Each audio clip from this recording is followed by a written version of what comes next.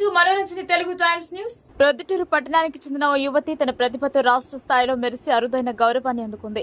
కేవలం 20 ఏళ్ల వయసులోనే సాహిత్య రంగంలో విశేష ప్రతిభ కనబరిచిన మేరా వెంకట సాహిత్య ఇప్పుడు అందరి ప్రశంసలు అందుకుంటోంది. విజయవాడలోని సిద్ధార్థ ఆడిటోరియంలో నిర్వహించిన భారతీయ యువత్ పార్లమెంట్ రాష్ట్ర స్థాయి పోటీలో మేరా వెంకట సాహిత్య విజేతగా నిలిచి అందరినీ ఆకట్టుకుంది.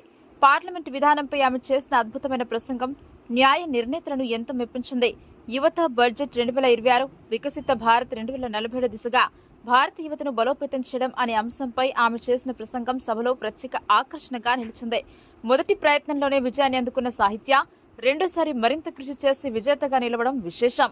ప్రస్తుతం ఆమె కాస్ట్ అండ్ మేనేజ్మెంట్ అకౌంటెన్సీతో పాటు మాస్టర్స్ ఇన్ బిజినెస్ అడ్మినిస్ట్రేషన్ అవుతోంది. దేశం ముందుకు వెళ్లాలి అనే లక్ష్యంతోనే ఈ వేదికపై మాట్లాడాను.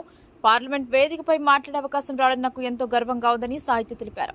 చిన్నప్పటి నుంచి ప్రజాదరణ పొందిన యువ పార్లమెంట్ వేదికకు ఎంపిక కావడం పట్ల సాహిత్య ఆనందం వ్యక్తం చేశారు.